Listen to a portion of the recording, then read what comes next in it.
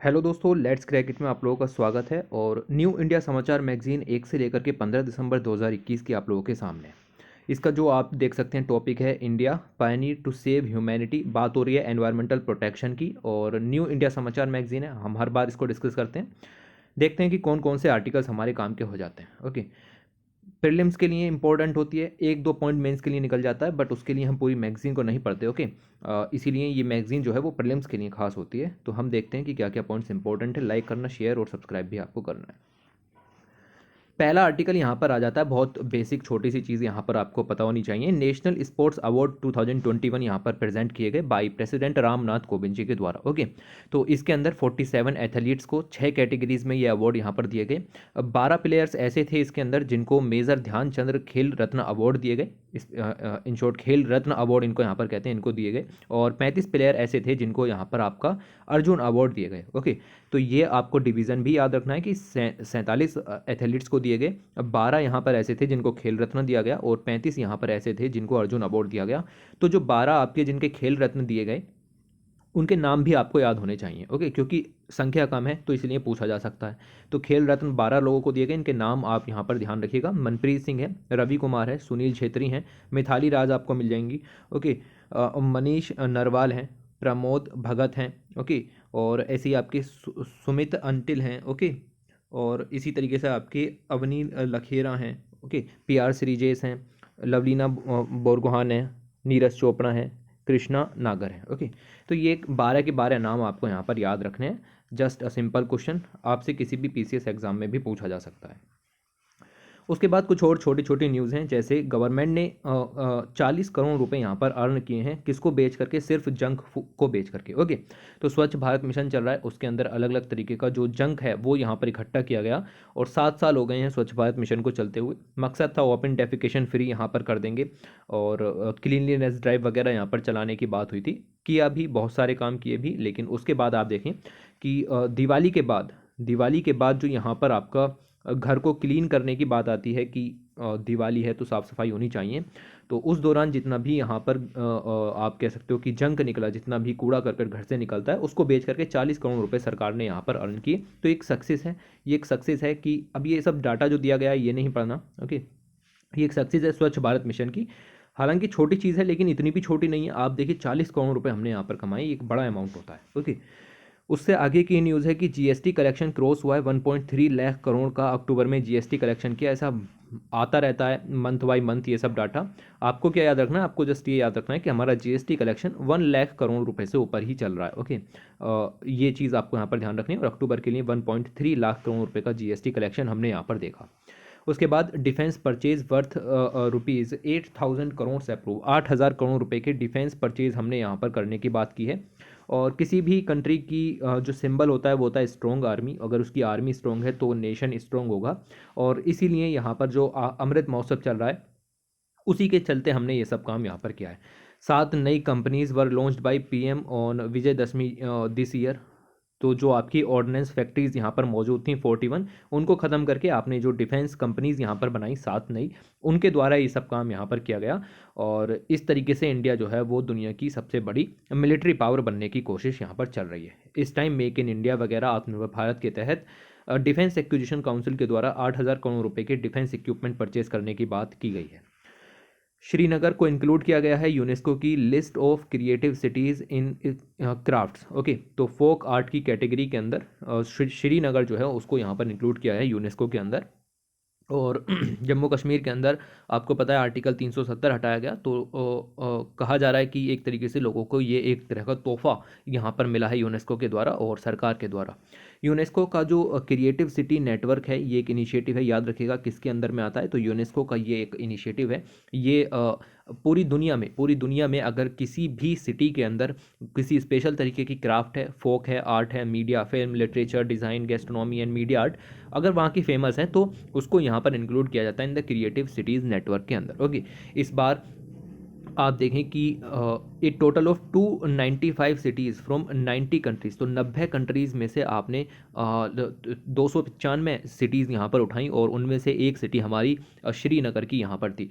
श्रीनगर को हम कोशिश कर रहे थे 2019 से ही कि 2019 में इसको ये स्टेटस मिल जाता है यूनेस्को की लिस्ट ऑफ क्रिएटिव सिटीज़ में जगह मिल जाती, लेकिन मिली नहीं। 2019 में हमने हैदराबाद को और मुंबई को यहाँ पर ऐड करा दिया था और अब हमारी सक्सेसफुल देखने के लिए मिली है 2021 में कि हमने श्रीनगर को भी यहाँ पर ऐड करा दिया in the folk art category. Okay, Mumbai आप देखें फिल्म्स के लिए कंट्रीब्यूट किया गया था और हैदराबाद जो है वो गैस्ट्रोनॉमी के लिए यहाँ पर उसको इंक्लूड किया गया था। उसके बाद आपको पता है पर्सनैलिटी के अंदर हम देखते हैं राजा महेंद्र प्रताप सिंह जी के बारे में और the man behind the formation of India's first government in exile. तो इन्होंने यहाँ पर गवर्नमेंट फॉर्म की थी, इंडिया की पहली गवर्नमेंट इन एग्जाइल यहाँ पर बनाई। इन एग्जाइल का मतलब आप देखिए कि इन्होंने अफगानिस्तान के अंदर यहाँ पर जो है वो गवर्नमेंट बनाने की कोशिश नहीं, गवर्नमेंट बनाई। ओके, तो गवर्नमेंट इन्होंने यहाँ पर क्रिएट की और इसीलिए अभी अभी ये न्यूज़ के अंदर आई क्योंकि यहाँ पर एक यूनिवर्सिटी ओपन की गई अलीगढ़ के अंदर और इनके नाम के ऊपर राजा महेंद्र प्रताप सिंह यूनिवर्सिटी, तो उनके उपलक्ष्य में ये जो आपको पता होना चाहिए। साथ ही साथ 1 दिसंबर को ये बॉन्ड भी हुए थे। ओके, तो आप देखिए सेलेक्टेड पॉइंट हमारे काम के हो जाते हैं। पूछा जा सकता है कि इनमें से कौन सा कथन राजा महेंद्र प्रताप सिंह के बारे में सही है। तो यहाँ पर कुछ खास चीज़ें नहीं है, वही है कि हम 75 ईयर ऑफ इंडिपेंडेंस सेलिब्रेट कर रहे हैं, ठीक हमको पता है। ओके, उसके बाद अगर आप देखें तो ये इनका जन्म हुआ था 1 दिसंबर को, याद रखने की ज़रूरत नहीं है। या ये जरूर याद रखना कि ये हाथरस से बिलोंग करते थे, प्रिंसली स्टेट हुआ करता था हाथरस, वहाँ से ये बिलोंग करते थे। हाथरस यूपी के अंदर यहाँ पर पड़ता है, ठीक है। तो ये चीज़ आपको यहाँ पर ध्यान में रखनी है। इनकी अर्ली एजुकेशन आपको ध्यान नहीं रखनी। ओके, आपको ये ध्यान रखना है कि इनके ये प्रभावित किससे थे। तो ये प्रभावित थे दादा भाई नौरोजी के वर्ड से, बाल गंगाधर तिलक के, विपिन चंद्र पाल के, ठीक है। इन सब का इन्फ्लुएंस इनके ऊपर यहाँ पर था और इन्हीं सब के इन्फ्लुएंस के कारण इन्होंने जो फॉरेन क्लॉथ्स है उनको जलाना भी शुरू किया, जो कि स्वदेशी मूवमेंट का एक पार्ट यहाँ पर था, उसमें इन्होंने बढ़ चढ़ के हिस्सा लिया। ओके, इंडिया को लिबरेट कराना पर्पस था, तो इसीलिए इन्होंने जो फॉरेन पावर है उसको पूरी तरीके से उखाड़ने की कोशिश की और काबुल चले गए और 1915 में, ठीक है, 1915 में काबुल गए और वहाँ पर इन्होंने इंतरिम गवर्नमेंट फॉर्म की। ओके, और ख़ुद जो है वो वहाँ के प्रेसिडेंट बने और साथ में जो मौलवी वर्कातुल्ला हैं उनको वहाँ का प्राइम मिनिस्टर भी बनाया। ओके, तो इस तरीके से इन्होंने जो गवर्नमेंट फॉर्म की काबुल के अंदर। ओके, आपका अफगानिस्तान इलाके के अंदर यहाँ पर ये सब काम हुए। राइट, तो ये सब चलता रहा। इन्होंने रशिया के साथ अच्छे रिलेशंस टाई अप किए और लेनिन वहाँ का उस समय जो शासक कह सकते हैं वो हुआ करता था, उनके साथ भी अच्छे रिलेशंस यहाँ पर मेंटेन किए गए। By then Mahendra Pratap had become a big threat to the British. तो बड़ा थ्रेट यहाँ पर बन चुके थे। इनको जब्त करने, इनको पकड़ने के लिए इनके ऊपर रिवॉर्ड भी रखा गया था और इनकी प्रॉपर्टीज़ भी कन्फिस्केट कर दी गई थी। 32 साल के बाद ये इंडिया में वापस आए 1946 में और उस समय महात्मा गांधी जी जो है वो के पास गए वर्धा के अंदर और सीधे सीधे जो आपकी स्वतंत्रता की लड़ाइयाँ थी उनमें यहाँ पर पार्टिसिपेट किया। ओके, तो ऐसा सब पॉइंट्स आपको यहाँ पर ध्यान में रखना है। और लोकसभा से इलेक्शन भी लड़े मथुरा से। ओके, मथुरा से इलेक्शन भी लड़े, सब यूपी का ही काम यहाँ पर इन्होंने किया। ओके, तो ये है आपको यहाँ पर याद रखना है। और 14 सितंबर 2021 को प्राइम मिनिस्टर नरेंद्र मोदी जी ने एक यूनिवर्सिटी यहाँ पर बनाई अलीगढ़ के अंदर इनके नाम के ऊपर, तो ये पॉइंट भी आपको याद रखना है। ओके, तो इस तरीके से हम इनको श्रद्धांजलि यहाँ पर दे रहे हैं और ये सब काम हुए। उसके साथ आप देखेंगे कि पूर्वांचल एक्सप्रेसवे यहाँ पर बन करके तैयार हो चुका है। Purvanchal expressway to give fresh economic momentum, UP के अंदर अच्छा काम यहाँ पर चल रहा है। Defence from Delhi to Bihar reduce, Delhi से बिहार तक की पूरी जो डिस्टेंस है उसको रिड्यूस करने की बात हो रही है, यानी कि पूरा का पूरा यूपी कवर करने की बात हो रही है इन मिनिमम टाइम। ओके, याद रखिएगा कि पूर्वांचल एक्सप्रेसवे जो है उसकी लंबाई कितनी है, वो 341 किलोमीटर की लंबाई है। इतना पॉइंट यहाँ से आपको समझना है। उसके साथ साथ हम यहाँ पर देखें 341 किलोमीटर लॉन्ग एक्सप्रेसवे है और कॉस्ट लगभग 22,500 रुपये लगी है। एंड सेट हाइदेरिया इन गाज़ीपुर बाया, ये सब रूट्स यहाँ पर हैं, लखनऊ वगैरह से होकर के जाएगा। ओके, ये सब चीज़ें भी आपको यहाँ पर पता होनी चाहिए। ये हम एक इमेज से यहाँ पर समझेंगे, डाटा याद रखने की ज़रूरत नहीं है। बेनिफिट क्या होते हैं किसी भी हाईवे को, एक्सप्रेसवे को तैयार करने के? सिंपल सी बात है, बेटर कनेक्टिविटी आपको मिलेगी, टूरिज्म बूस्ट होगा, ट्रैवल टाइम भी रिड्यूस होगा, इकोनॉमिक अपॉर्चुनिटीज़ बढ़ेंगी, इकोनॉमिक डेवलपमेंट होगा। साथ ही साथ जाम वगैरह जो लिखता है, फ्यूल जो होता है, पॉल्यूशन होता है, फिर वो भी सब यहाँ पर नहीं होगा। ओके, और एग्रीकल्चर जो प्रोडक्शन है, डेवलपमेंट है, ट्रांसपोर्टेशन है, वो भी ईजी यहाँ पर हो जाएगा। और यहाँ पर आप देखो कि एयर स्ट्रिप्स भी यहाँ पर तैयार की गई हैं in the case of emergency landing, तो उसके बेस पर भी काम यहाँ पर किया जाएगा। उत्तर प्रदेश पहला स्टेट है to have 3 expressway airstrips. Okay, तो कभी कभी क्या होता है कि जेट हैं उनकी इमरजेंसी लैंडिंग करानी पड़ती है, तो ऐसी इमरजेंसी लैंडिंग कराने के लिए जो एयर स्ट्रिप्स हैं वो आपकी एक्सप्रेसवे के साइड में ही यहाँ पर तैयार की गई हैं। And air strips Purvanchal express पर भी बनाई गई हैं। इससे पहले आप देखें यमुना एक्सप्रेस पर भी ये काम हो चुका है और लखनऊ आगरा एक्सप्रेसवे पर भी ये काम हो चुका है। तो इमरजेंसी लैंडिंग के लिए यूपी के अंदर 3 एक्सप्रेसवे ऐसे हैं जहाँ पर एयर स्ट्रिप बनाई गई है। आपको ये पॉइंट यहाँ पर याद रखना है, कोई भी फाइटर जेट वगैरह हो उसकी इमरजेंसी लैंडिंग के लिए ये सब चीज़ें काम में आती हैं। ओके, तो आप यहाँ पर देखिए कि ये जो आपका longest operational expressway in the country की हम यहाँ पर बात कर रहे हैं, ये पूरा एक्सप्रेसवे है। आप 3 फेजेस में इसको देख सकते हैं। एक है यमुना एक्सप्रेसवे, ओके, जो कि ग्रीन कलर की पट्टी में है। एक है ब्लू ब्लू रंग में और इसका नाम है लखनऊ आगरा एक्सप्रेसवे। और एक तीसरा है पूर्वांचल एक्सप्रेसवे, जो कि पूरा का पूरा आपका तीनों मिलकर के पूरे यूपी को कवर कर रहे हैं। इसका जो फेज़ है 341 किलोमीटर वाला पूर्वांचल एक्सप्रेसवे, ये अभी अभी बन करके यहाँ पर तैयार हुआ है। ओके, 6 लेन एक्सप्रेसवे है और आप देखोगे कि कहाँ कहाँ से गुजरता है, तो 9 डिस्ट्रिक्ट से गुजरता है उत्तर प्रदेश की। लखनऊ, सुल्तानपुर, फैज़ाबाद, अंबेडकर नगर, आजमगढ़, बाराबंकी, अमेठी, मऊ, गाज़ीपुर। डिस्टेंस हमारी ये है कि जो दिल्ली है और आपका बिहार है उसके बीच की डिस्टेंस को रिड्यूस करना है। अभी दिल्ली इधर की साइड रह गया और बिहार इधर की साइड, तो ये पूरा का पूरा जो एक्सप्रेसवे का नेटवर्क है, Yamuna expressway plus Agra Lucknow expressway और आपका पूर्वांचल एक्सप्रेसवे, तीनों मिलकर के इस काम को यहाँ पर करेंगे। ठीक है, तो तीनों की लंबाई भी आपको याद रखनी है, कभी कभी छोटा बड़ा करके पूछ लेते हैं। 341 किलोमीटर पूर्वांचल की है, 302 आपकी लखनऊ आगरा एक्सप्रेसवे की है और यमुना एक्सप्रेसवे की 165 किलोमीटर है। तीनों ही एक्सप्रेसवे पर एयर स्ट्रिप्स यहाँ पर बनाई गई हैं, बिल्कुल भी भूलना मत इस चीज़ को। ओके, तो ये सब काम है। ये फिर इसके कुछ और छोटे छोटे फीचर्स यहाँ पर हैं कि लगभग 15 से लेकर के 20,000 व्हीकल्स यहाँ पर पास हो सकते हैं। ओके, एक्सप्रेसवे काफ़ी ज़्यादा सक्सेसफुल रहेगा क्योंकि जो ईस्टर्न उत्तर प्रदेश है वो इतना ज़्यादा डेवलप नहीं है, तो उस तरीके से ये यहाँ पर डेवलप होने की कोशिश की जा रही है। और जितने भी तरीके के इंडस्ट्रियल रिलेटेड इंडस्ट्रीज़ हैं जो भी रिलेटेड हैं, related to the food product processing, beverages, refined petroleum, ये सब भी यहाँ पर सेटअप हो सकती हैं अराउंड द एक्सप्रेसवे, जिससे कि ईजी मूवमेंट भी यहाँ पर हो सके। स्पीड लिमिट दी गई है, फिर वही बात, ये छोटी चीज़ें हो जाएंगी, ये सब आपको नहीं पढ़ना और बस इसको ख़त्म करना है इधर ही। ओके, तो ये आपको एक्सप्रेसवे, ये मैप याद रखिए, बाकी कुछ याद रखिए या मत रखिए। ओके, कौन सा एक्सप्रेसवे कहाँ से कहाँ तक है ये भी आपको ध्यान में रखना है। यमुना एक्सप्रेसवे आप देख सकते हैं कि नोएडा से लेकर के आगरा तक है, फिर आगरा से लेकर के लखनऊ तक, नाम से स्पष्ट है लखनऊ आगरा एक्सप्रेसवे है। फिर आप देखें लखनऊ से लेकर के गाजीपुर तक हमने पूर्वांचल एक्सप्रेसवे यहाँ पर बनाया है। उसके बाद चलते हैं India. India become fourth front runner to save planet from global warming. Global warming से लड़ने के लिए काफ़ी अच्छा किया जा रहा है, नेशनल लेवल पर भी इंटरनेशनल लेवल पर भी हमने काफ़ी कुछ किया है। कुछ पॉइंट्स निकल करके आते हैं जो कि पीटी के काम के हो जाते हैं, लाइक सराही लेक के बारे में यहाँ पर लिखा हुआ है। ओके, लेक का नाम क्या है? लेक का नाम है सराही लेक। कहाँ पर है? ये उत्तर प्रदेश के अंदर है, बाराबंकी में। ओके, उत्तर प्रदेश के अंदर है बाराबंकी में। और यहाँ पर जो है वो जो विलेजर्स हैं, जो गांव वाले हैं, उन्होंने खुद ही अपना जो एम्बैंकमेंट यहाँ पर तैयार किया है। और ये आपको दिखाता है कम्युनिटी के बारे में कि किस तरीके से कम्युनिटी खुद ब खुद जो काम है वो यहाँ पर कर सकती है। ओके, तो आपको सिर्फ ये पॉइंट याद रखना था कि सराही लेक कहाँ पर है, तो ये उत्तराखंड सॉरी बाराबंकी में है, उत्तर प्रदेश के अंदर। ओके, ये चीज़ है। इसके साथ साथ दूसरी चीज़ यहाँ पर बताई गई है कि कोविड-19 यहाँ पर चल रहा था और उसके बावजूद हमने 750 मेगावाट का सोलर प्रोजेक्ट, जो कि एशिया का सबसे बड़ा सोलर पावर प्लांट यहाँ पर कहा जा रहा है, वो मध्य प्रदेश के अंदर रेवा में हमने यहाँ पर एस्टेब्लिश किया। पॉइंट याद रखना है। ओके, तो इस प्रोजेक्ट के ज़रिए हम जो सस्टेनेबल एनर्जी है उसकी बात यहाँ पर कर रहे हैं और इसके ज़रिए 1.5 मिलियन टन CO2 एनुअली उसको भी यहाँ पर रिड्यूस किया जा सकता है, उसका इमिशन होने से बचाया जा सकता है, क्योंकि ये क्या है, सोलर पावर प्लांट है और सोलर एनर्जी एक रिन्यूएबल एनर्जी का पार्ट है। किसी भी तरीके का हार्मफुल पॉल्यूशन यहाँ से नहीं होगा, ना ही CO2 वातावरण में जनरेट होगी।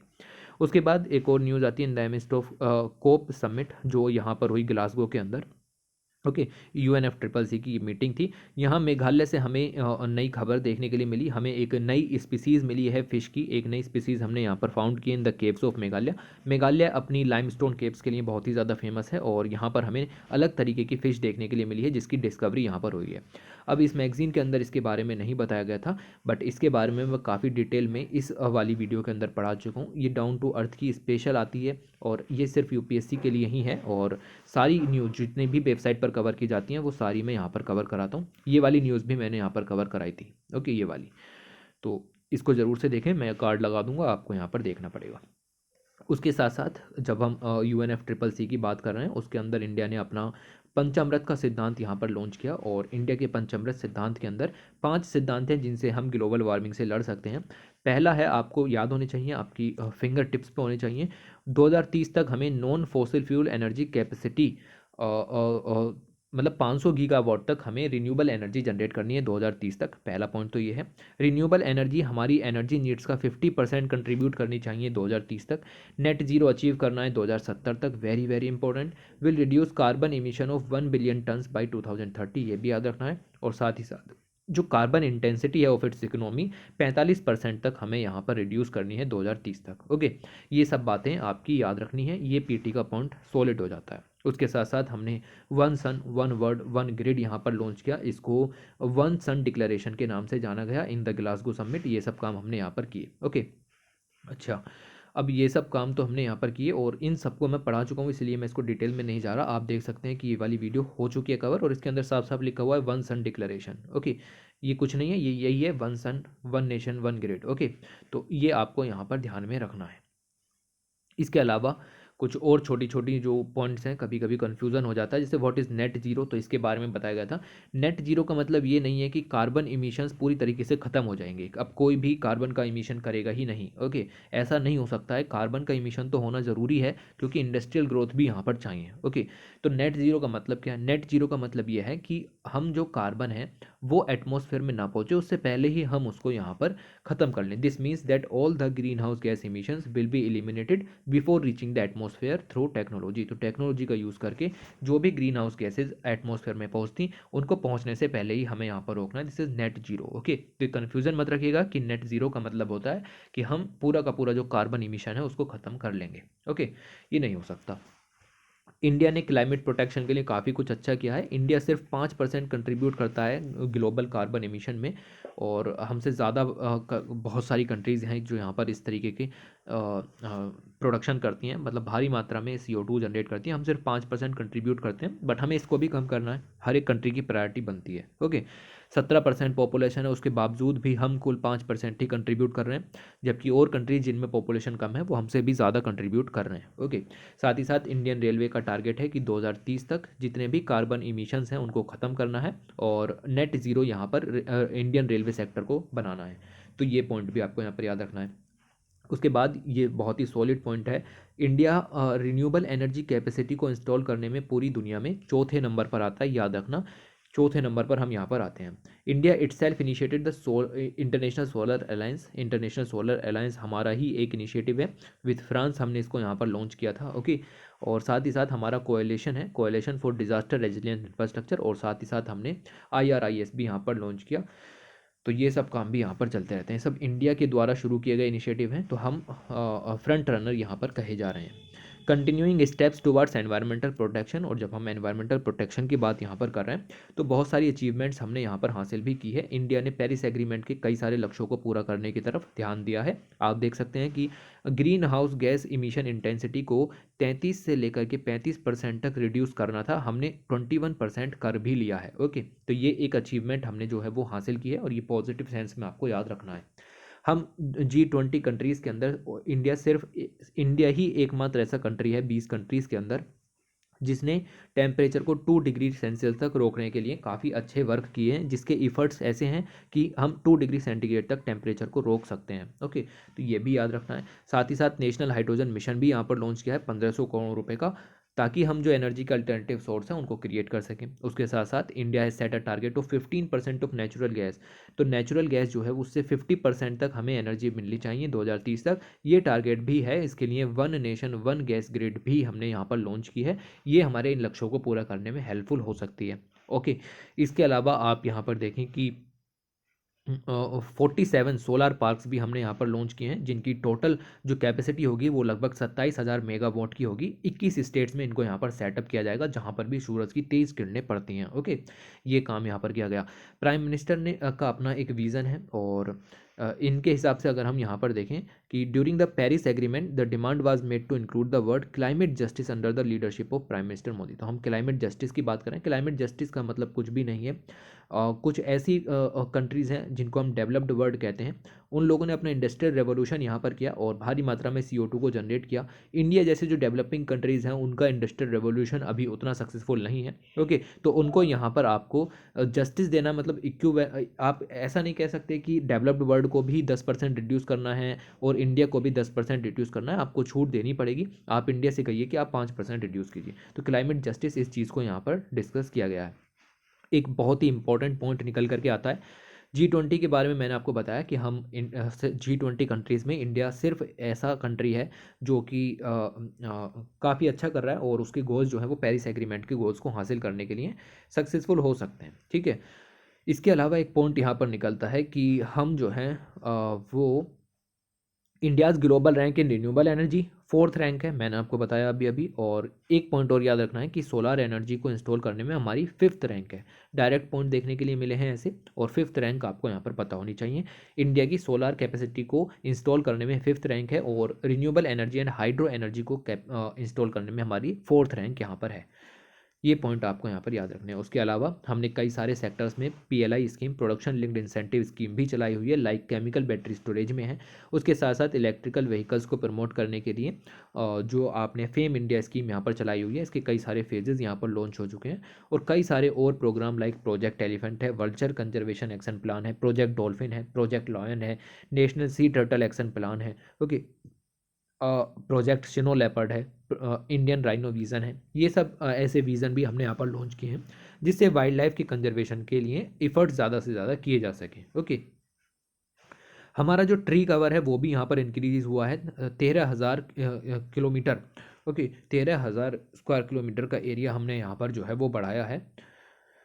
और ये पॉइंट भी इंपॉर्टेंट हो जाता है कि किस तरीके से जो ट्री कवर है वो लगातार यहाँ पर बढ़ रहा है। ओके, ये वीडियो ज़रूर देखिएगा, इसका भी मैं लिंक लगाऊंगा अगर आपने देखी नहीं हो, वैसे तो देख ली होगी आपने। ठीक है, उसके अलावा एक स्कीम है जिसका नाम है Ujala scheme. Don't confuse it with Ujjwala scheme. Ujala scheme जो है वो आपका LED बल्ब को लगाने के लिए है। ओके, जो आपके बल्ब होते हैं उनको चेंज करके LED बल्ब यहाँ पर लगाना है, जिससे कि कार्बन इमिशन कम हो। और एक है दूसरी उज्ज्वला स्कीम, जो कि आपका किचन जो है वहाँ पर गैस कनेक्शन प्रोवाइड करने के लिए, ताकि आप लकड़ी वगैरह का यूज़ यहाँ पर ना करो। ओके, उजाला स्कीम 2016 में शुरू की गई थी। जो ओल्ड कन्वेंशनल बल्ब होते हैं उनको न्यू LED बल्ब से यहाँ पर बदलना पड़ेगा, जिससे कि हमारा जो टोटल एनर्जी कंजम्पशन है वो 20% तक कम हो जाएगा, और साथ ही साथ जो एनवायरमेंटल पोल्यूशन है वो भी यहाँ पर कम होगा। ओके, उसके साथ साथ COP26 मीटिंग के अंदर प्राइम मिनिस्टर नरेंद्र मोदी जी ने अलग अलग देशों के साथ बायलैटरल टॉक्स भी यहाँ पर की क्लाइमेट चेंज को लेकर के। ओके, ये एक तो कंबाइंड समिट तो यहाँ पर हुई UNFCCC की, उसके अलावा बायलैटरल टॉक्स भी यहाँ पर हुई, like PM at G20 summit session 3। और इसके अंदर यहाँ पर इन्होंने बात की कि अब मोदी जी ने बताया कि किस तरीके से इंडिया सस्टेनेबल डेवलपमेंट गोल्स को हासिल करने के लिए आगे बढ़ रहा है, even during the time of कोविड-19। और इन्होंने कहा कि ये जो डिकेड था हमारा, ओके, 2011 से लेकर के 2021 तक का, ये डिकेड ऑफ एक्शन था, और इससे आगे भी हम इस तरीके के एक्शंस लेते रहेंगे। ओके, उसके बाद PM मोदी और यहाँ पर मिले वेटिकन सिटी के जो आपके पोप हैं, उनसे यहाँ पर मिले। इससे पहले ऐसे प्रधानमंत्री अटल बिहारी वाजपेयी जी थे जो कि वेटिकन सिटी के पोप से यहाँ पर मिले थे, और उस समय पोप जॉन पॉल II यहाँ पर हुआ करते थे। और इस बार दो लगभग 20-21 साल बाद यहाँ पर फिर से जो प्राइम मिनिस्टर हैं और वेटिकन सिटी के पोप हैं उनकी मीटिंग यहाँ पर हुई। दोनों ने मिलकर के पेंडेमिक असिस्टेंस की यहाँ पर बात की। प्राइम मिनिस्टर G20 मीटिंग्स के अंदर यहाँ पर अगर आप बात करें तो उन्होंने वन अर्थ वन हेल्थ का भी विज़न यहाँ पर दिया कि कोविड पेंडेमिक से लड़ने के लिए पूरी दुनिया को एक होना पड़ेगा। और इनको यहाँ पर इन्होंने एक टॉपिक है जिसका नाम है global economy and global health, उसके अंदर ये बात सब यहाँ पर की। साथ ही साथ जो सप्लाई चेन रेजिलियंस इनिशिएटिव है इंडिया का विद जापान एंड USA, उसको भी यहाँ पर स्ट्रेथन करने की बात की गई है। साथ ही साथ कुछ बायलेटरल मीटिंग्स और हुई, इंपॉर्टेंट डिस्कशंस जो कि क्लाइमेट चेंज को लेकर के थे सिंगापुर के साथ कि क्लाइमेट चेंज को टैकल करेंगे। फिर इन्होंने फ्रांस के साथ स्पेशल तरीके की टॉक्स यहाँ पर की और क्लाइमेट से लड़ने के लिए स्पेशल फोकस यहाँ पर किया गया। ओके, फ्रांस के साथ हमने इंटरनेशनल सोलर अलायंस यहाँ पर बनाया हुआ है जैसा कि आपको पता है।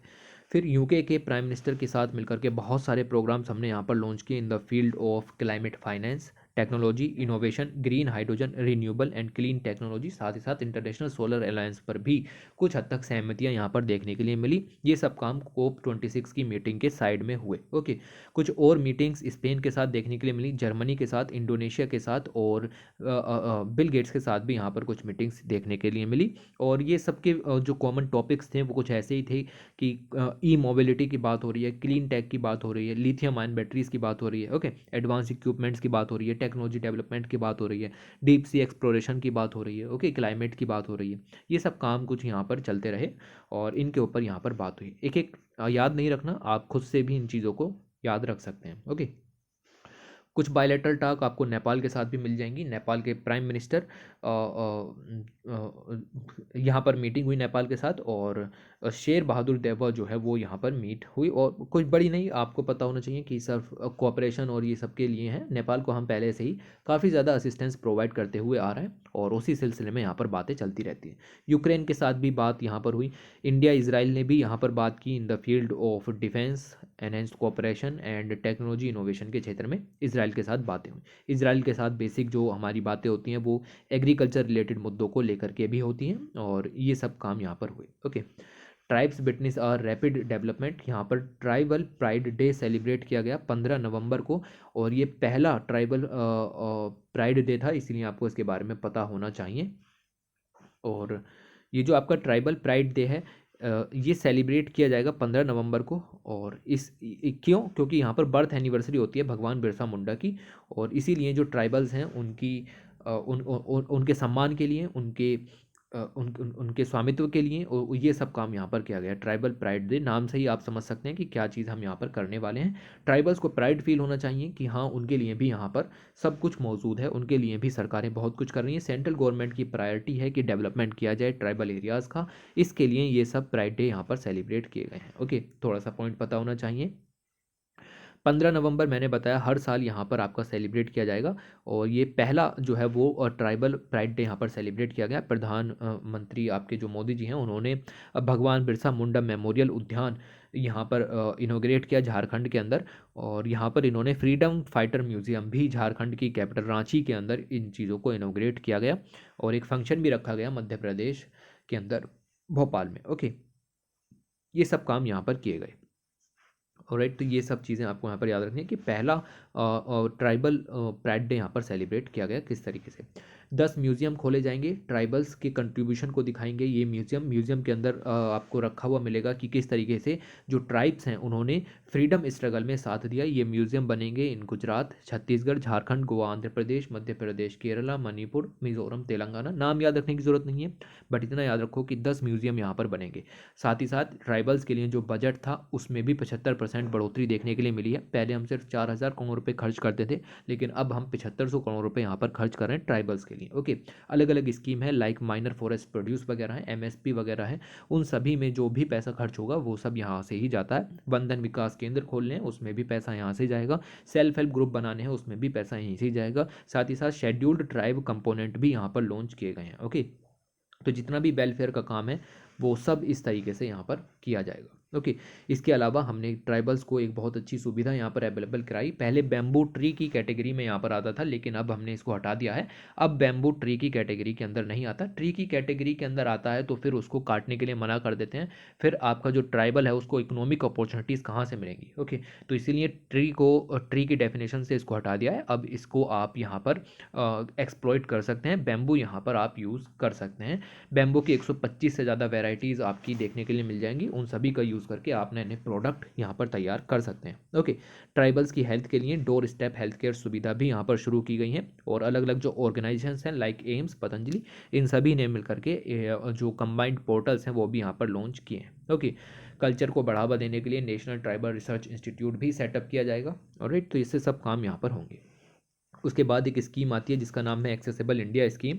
एक्सेसिबल इंडिया स्कीम 7 साल पहले यहाँ पर शुरू की गई थी। कंट्री के अंदर जितने भी दिव्यांग लोग हैं उन सभी को एक्सेसिबल इंडिया के तहत हर चीज़ के लिए एक्सेस कराना है। मतलब फिजिकल इंफ्रास्ट्रक्चर बनाइए, सोशल एनवायरनमेंट प्रोवाइड कीजिए, आप कुछ भी कीजिए, लेकिन दिव्यांगजन जो हैं उनको एक्सेस होनी चाहिए हर चीज़ पर।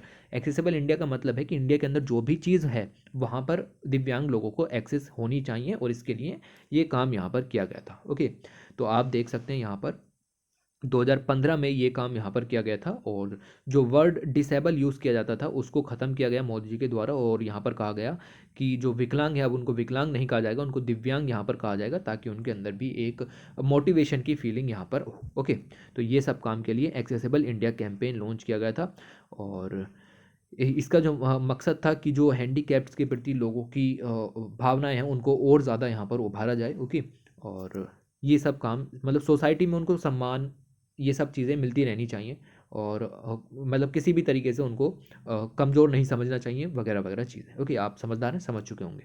Okay, the objective of the accessible India campaign is to provide better facilities to the person. याद रखिएगा, वैसे जो भी पर्सन विद डिसेबिलिटी हैं उनको बेटर फैसिलिटीज़ अवेलेबल करानी है बाय मेकिंग गवर्नमेंट बिल्डिंग्स। आप बिल्डिंग बनाइए, उस तरीके के रैंप वगैरह वहाँ पर होते हैं जो कि स्पेशली दिव्यांग लोगों के लिए होते हैं। रोड्स आप ऐसी बनाइए, रेलवे नेटवर्क है, एयरपोर्ट है, जहाँ पर ईजिली वो लोग खुद से भी यहाँ पर वर्क कर सकें, उनको हेल्प तक की भी ज़रूरत ना पड़े। ओके, तो उनको आत्मनिर्भर भी बनाना है, सब काम यहाँ पर चल रहे हैं। Okay, facilitating information and communication ecosystem, देखिए वो भी प्रोवाइड कराना। ओके, लगभग at least 50% of the total websites जो कि सेंट्रल एंड स्टेट गवर्नमेंट की हैं उनको पर्सन विद डिसेबिलिटी को एक्सेसिबल कराना है, ताकि उनको अलग अलग जो स्कीम्स चली हुई हैं पर्सन विद डिसेबिलिटीज़ के लिए उनको अवेलेबल हो सके। ओके, तो ये सब काम है। यहाँ पर कुछ और काम भी किए गए हैं, लाइक रिजर्वेशन कोटा 3 से बढ़ा करके 4% कर दिया है, और इन हायर एजुकेशन ये कोटा 5% कर दिया गया है। ओके, 6 से लेकर के 18 साल के बच्चों के लिए फ्री एंड कंपलसरी एजुकेशन यहाँ पर बनाया गया है, और स्कूल्स के अंदर रैम्प्स,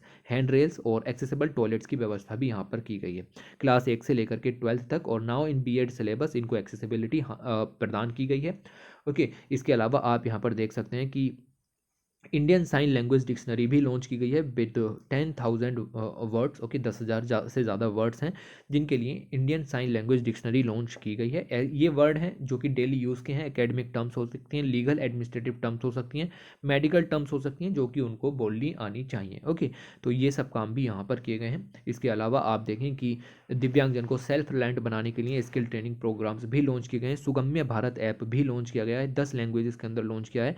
दिव्यांगजन को हर तरीके से कन्वीनियंस जो सुविधा है वो अवेलेबल हो, इसके लिए काम यहाँ पर किया गया। ओके, कुछ और जो इश्यूज़ हैं जो आपके कैबिनेट डिसीजंस लिए गए वो यहाँ पर दिखाए गए हैं, जैसे MP local area development scheme है, एमपी लेट्स स्कीम यहाँ पर इसको कहते हैं। 6 अप्रैल 2020 को ये स्कीम खत्म हो गई थी, इसका पीरियड बढ़ा करके 2025-26 तक और कर दिया है, यानी स्कीम 5 साल के लिए और बढ़ा दी गई है। ओके, यानी 15th फाइनेंस कमीशन का जो टर्म है उसके लिए भी अब ये स्कीम यहाँ पर वैलिड रहेगी। तो ये स्कीम है एमपी लेट्स स्कीम, यहाँ पर इसके बारे में नहीं दिया गया है।